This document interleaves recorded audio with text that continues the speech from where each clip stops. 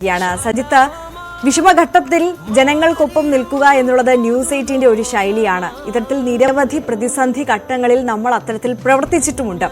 പക്ഷേ ഇന്ന് ഈ 1 Day for വയനാട് എന്നുള്ള ഒരു ക്യാമ്പയിന് നമ്മൾ തുടക്കം കുറിക്കുമ്പോൾ ഇത്രത്തോളം വലിയൊരു സ്വീകാര്യത ലഭിക്കുമെന്ന് നമ്മൾ പോലും പ്രതീക്ഷിച്ചിരുന്നതല്ല. നമ്മുടെ എല്ലാം മനസ്സ് നിറയ്ക്കുന്ന തരത്തിലാണ് ഓരോ പ്രേക്ഷകരും നമ്മളെ വിളിച്ച് അവർക്കുള്ളതൊക്കെ തരാമെന്ന് പറഞ്ഞത്. പലപ്പോഴും കണ്ണു നിറഞ്ഞു പോയ നിമിഷങ്ങൾ നമുക്ക് പോലും ഉണ്ടായിട്ടുണ്ടായിരുന്നു, അല്ലേ സജിത്ത്? ആര്യ, തീർച്ചയായിട്ടും. കാരണം നമ്മൾ ഒന്നിച്ചു നിൽക്കേണ്ട സമയമാണിത് എന്ന് തർക്കമില്ല. എന്ന് മാത്രമല്ല, ഇപ്പോഴല്ലെങ്കിൽ പിന്നെ എപ്പോൾ എന്ന ചോദ്യം അതാണ് ഇന്നത്തെ ചർച്ചയിൽ പൊതുവിൽ ഉയർന്നു വന്നത്. രാവിലെ 10 മണി മുതൽ വൈകിട്ട് 6 മണി വരെ ഒരു 8 മണിക്കൂർ പൂർണ്ണമായും, അതിനും അപ്പുറം രാവിലെ 7 മണി മുതൽ തന്നെ ഈ CMDRFും ഒപ്പം തന്നെ വയനാടിൻ്റെ പുനരുദ്ധാരണവും തന്നെയായിരുന്നു നമ്മുടെ പ്രധാനപ്പെട്ട വിഷയം. 8 മണിക്കൂർ പൂർണ്ണമായും നമ്മുടെ അജണ്ടയിൽ എങ്ങനെ വയനാടിനെ നിർമ്മിക്കാം, അതിനുവേണ്ടി എന്തൊക്കെ പദ്ധതികളാണ് വരേണ്ടത്, അതിലേക്ക് വലിയ സഹായ വാഗ്ദാനങ്ങൾ നടത്തിയവരുണ്ട്. അതിൽ നേരത്തെ സൂചിപ്പിച്ചതുപോലെ കോഴിക്കോട്ടെ ഒരു തെങ്ങുകയറ്റ തൊഴിലാളി പുരുഷോത്തമൻ മുതൽ വലിയ തുകകൾ വാഗ്ദാനം ചെയ്തവർ വരെയുണ്ട്. ഇങ്ങനെ ഓരോരുത്തർക്കും തങ്ങൾക്ക് കഴിയാവുന്ന തരത്തിലുള്ള സഹായങ്ങൾ നൽകാൻ ഒരു വഴിയായി, ഒരു ചാലകമായി ന്യൂസ് 8നെ കണ്ടു, നമ്മുടെ സ്ക്രീനെ കണ്ടു. അതിനെ വിശ്വാസം അർപ്പിച്ചുകൊണ്ട് അവർ അവരുടെ അഭിപ്രായങ്ങളും വാഗ്ദാനങ്ങളും പങ്കുവച്ചു. അതെന്തായാലും അധികൃതർക്ക് കൈമാറുക എന്നതാണ് നമ്മുടെ അടുത്ത മാധ്യമ ദൗത്യം. നമ്മളെ സംബന്ധിച്ച് ആര്യ സൂചിപ്പിച്ചതുപോലെ ദുരന്തമുഖത്ത് എപ്പോഴും എല്ലാ തരത്തിലും സഹായഹസ്തം ഒരു മാധ്യമം എന്ന രീതിയിൽ നമ്മൾ കാട്ടാറുണ്ട്, ഇടപെടാറുണ്ട്. ഇത്തവണയും സംഭവിച്ചതും അതുതന്നെയാണ്. വയനാടിൻ്റെ വലിയ ദുരന്ത വാർത്തകൾ ദിവസങ്ങളായി കേരളത്തിലെ എല്ലാ മാധ്യമങ്ങളും അതിന് പിന്നാലെയാണ്. നമ്മൾ തിരച്ചിൽ അതിൻ്റെ അവസാന ഘട്ടത്തിലേക്ക് എത്തിയിരിക്കുകയാണ്. ഇനി നമുക്ക് ആവശ്യം, ഇന്നലെ പ്രധാനമന്ത്രിയുടെ സന്ദർശനം കൂടി പൂർത്തിയായതോടെ ഇനി എങ്ങനെ വയനാടിനെ പുനർനിർമ്മിക്കാം, ഇതുവരെ നടത്തിയ വാഗ്ദാനങ്ങളുടെ ഒരു ക്രോഡീകരണം എങ്ങനെ സാധ്യമാവും, എങ്ങനെ ഒരു പുതിയ ടൗൺഷിപ്പ് ഉണ്ടാകും, അവിടെ പ്രയോറിറ്റി നിശ്ചയിച്ചുകൊണ്ട്, അവരുടെ ആവശ്യങ്ങൾക്ക് പ്രയോറിറ്റി നിശ്ചയിച്ചുകൊണ്ടുള്ള ഇടപെടൽ എങ്ങനെയൊക്കെ ഉണ്ടാക്കാം, ഇതാണ് നമ്മുടെ ഒരു പ്രധാനപ്പെട്ട വിഷയമായി കടന്നു വരുന്നത്. നമുക്ക് ഈ ദൗത്യം പൂർത്തിയാക്കൽ പെട്ടെന്ന് തീർത്തുന്നതല്ല, ഇനി വരും ദിവസങ്ങളിലും ഇത് നമ്മൾ തുടരും. പക്ഷേ ഇന്നത്തെ ഒരു പകൽ ദിനം പൂർണ്ണമായും ആളുകളിൽ നിന്നും ശേഖരിച്ച അഭിപ്രായങ്ങളും അവരുടെ വാഗ്ദാനങ്ങളും അവരുടെ പേര് വിവരങ്ങളും ഫോൺ നമ്പരും അടക്കം നമ്മൾ മുഖ്യമന്ത്രിക്ക് അടക്കം കൈമാറുകയാണ്, സർക്കാരിന് കൈമാറുകയാണ്. ഈ സഹായഹസ്തം അത് സർക്കാരിനെ നമ്മൾ അറിയിക്കുകയാണ്. അങ്ങനെ ഒരു ചാലകമായി പ്രവർത്തിച്ച ഒരു മാധ്യമ ദൗത്യം നിറവേറ്റുന്നതിൻ്റെ ഒരു ചാരിതാർത്ഥ്യം കൂടി നമുക്കുമുണ്ട്. എന്തായാലും ഈ ദൗത്യം മുൻകാലങ്ങളും നമ്മൾ ഏറ്റെടുത്തിട്ടുണ്ട്. അത് പ്രളയകാലത്താവട്ടെ, കോവിഡ് പടർന്നു പിടിച്ചപ്പോഴാട്ടെ, അത്തരം പ്രതിസന്ധി ഘട്ടങ്ങളിലെല്ലാം ഒരു മാധ്യമ ദൗത്യം നിറവേറ്റാൻ ന്യൂസ് 18 ഉണ്ടായിരുന്നു. ഇന്നും സംഭവിച്ചതാണ്. നമുക്കിനിയും തുടരണം. വയനാട്ടിലെ നമ്മുടെ പ്രിയപ്പെട്ടവർക്ക്, അവർക്ക് കൈത്താങ്ങൊരുക്കാൻ ഇനിയും നിർദ്ദേശങ്ങളുണ്ടാവണം. അത് എന്തായാലും സർക്കാർ സംവിധാനങ്ങളോടെ തന്നെ നടപ്പിലാക്കണം എന്ന കാര്യം കൂടിയാണ് പറയുന്നത്. ഇന്നത്തെ ഈ 8 മണിക്കൂറിൽ നമുക്ക് ബോധ്യപ്പെട്ട ചില വിഷയങ്ങളുണ്ട്. ഒന്ന്, സർക്കാരിൻ്റെ സംവിധാനങ്ങളെ വിശ്വസിക്കാനാണ് ആളുകൾക്ക് താല്പര്യം.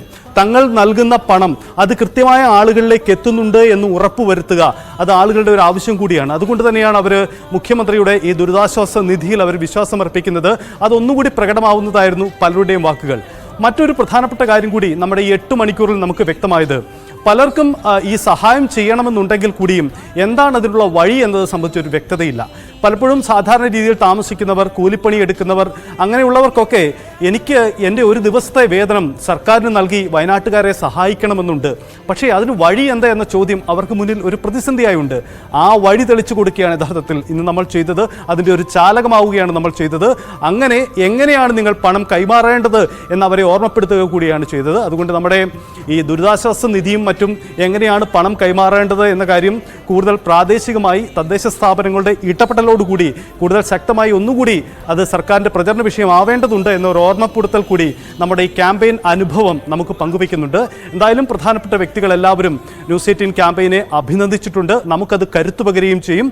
നാളെയും വലിയ ഊർജ്ജത്തോടെ ഇത്തരം ദൗത്യങ്ങൾ ഏറ്റെടുക്കാൻ നമ്മൾ മുൻപിലുണ്ടാവും. അതൊരു മാധ്യമ ദൗത്യമാണ്. ഈ സമൂഹത്തിൽ പ്രവർത്തിക്കുന്ന ഒരു മാധ്യമ സ്ഥാപനമെന്ന രീതിയിൽ ഈ സമൂഹത്തിൻ്റെ ഏതുതരം വെല്ലുവിളികളെയും ഏറ്റെടുക്കാനുള്ള കരുത്തും ചങ്കൂറ്റവും നമുക്കുണ്ട് എന്ന ഓർമ്മപ്പെടുത്തൽ കൂടി ഇക്കാര്യത്തിലുണ്ട്. വളരെ വിനയത്തോടെ ഇനിയും ഇത്തരം സഹായ ഹസ്തങ്ങളുണ്ടെങ്കിൽ അവരെ സർക്കാരിൻ്റെ വഴിയിലേക്ക് എത്തിക്കാൻ ഒരു ചാലക ശക്തിയായി ന്യൂസ് 18 ഉണ്ടാകും മുന്നിൽ എന്ന ഉറപ്പുകൂടി നമുക്ക് ഈ ക്യാമ്പയിനിലൂടെ മുന്നോട്ട് വയ്ക്കാം.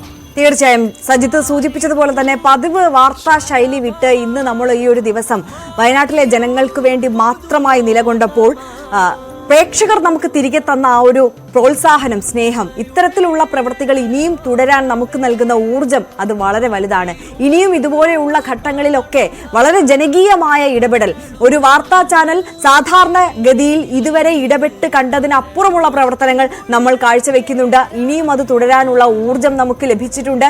ഇനിയും അത് നമ്മൾ തുടർന്നിരിക്കും. പ്രേക്ഷകർക്കൊപ്പം ജനങ്ങൾക്കൊപ്പം നമ്മൾ ഉണ്ടാകുമെന്നുള്ള ഉറപ്പുകൂടി നമ്മൾ ഈ ഘട്ടത്തിൽ നൽകുകയല്ലേ സജിത്ത്? തീർച്ചയായും അതാണ് നമുക്ക് നൽകാൻ കഴിയുന്ന ഉറപ്പ്. കാരണം ഇത്തരം വെല്ലുവിളികൾ ഏറ്റെടുക്കേണ്ടി വരുമ്പോൾ നമുക്കറിയാം, നമ്മുടെ കേരളത്തിലെ രാഷ്ട്രീയ പാർട്ടികളും പ്രമുഖ വ്യക്തികളും ഒക്കെ നമുക്ക് മുന്നിൽ കാട്ടിയ ഒരു മാതൃകയുണ്ട്. കാരണം ഈ ദുരന്തമുഖത്ത് രാഷ്ട്രീയം പറയാതെ ഒന്നിച്ചു നിൽക്കാൻ കഴിഞ്ഞ ഒരു മാതൃകയുണ്ട്. അല്പസമയം മുമ്പ് നമ്മൾ പ്രേക്ഷകരെ കേൾപ്പിച്ച മുഖ്യമന്ത്രിയുടെയും പ്രതിപക്ഷ നേതാവിൻ്റെയും വാക്കുകൾ, അതിന് ഉണ്ടാകുന്ന ഒരു യോജിപ്പുണ്ട്. അവിടെ വയനാട്ടുകാരുടെ നന്മ എന്ന ലക്ഷ്യമാണുള്ളത്. നമുക്കതിനെ വിശ്വാസത്തിലെടുത്തുകൊണ്ട് ഒരു മാധ്യമം എന്ന രീതിയിൽ നമുക്ക് മുന്നോട്ട് പോവേണ്ടതുണ്ട്. അതുകൊണ്ട് മാധ്യമ പ്രവർത്തനം എന്നത് വെറും ചാനൽ റേറ്റിങ്ങുകൾക്കും അപ്പുറം അത് മനുഷ്യന്റെ മനസ്സിനെ തൊട്ടറിയുന്നതാണ്, അവരുടെ ഇല്ലായ്മകൾക്കൊപ്പം നിൽക്കുന്നതാണ് എന്ന തിരിച്ചറിവ് കൂടിയാണ്. അത് പൊതുവിൽ ഏത് മാധ്യമങ്ങളും നിർവഹിക്കേണ്ട ഒരു കർമ്മമാണ്.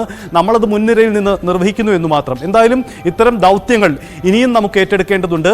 നമ്മുടെ മുന്നിൽ അടുത്തതായി ഉണ്ടാവുന്ന ഒരു വെല്ലുവിളി ഇപ്പോൾ നമുക്ക് ലഭിച്ചിരിക്കുന്ന, അതായത് ഏകദേശം 150ഓളം പേരുടെ പേര് വിവരങ്ങളും അവരുടെ സഹായ വാഗ്ദാനങ്ങളും അവർ ഏതൊക്കെ മേഖലയിലാണ് സഹായം ചെയ്യാൻ ഉദ്ദേശിക്കുന്നത് തുടങ്ങിയ വിവരങ്ങളും നമുക്ക് ലഭ്യമായിട്ടുണ്ട്.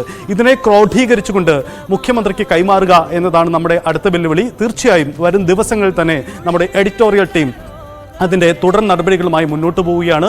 അത് അർഹിക്കുന്ന കരങ്ങളിലേക്ക് തന്നെ ഈ സഹായം എത്തുന്നു എന്ന് ഉറപ്പുവരുത്താനുള്ള ജാഗ്രത കാണിക്കൽ കൂടി നമ്മുടെ ദൗത്യമാണ്. അത് നമ്മൾ പൂർത്തീകരിക്കും.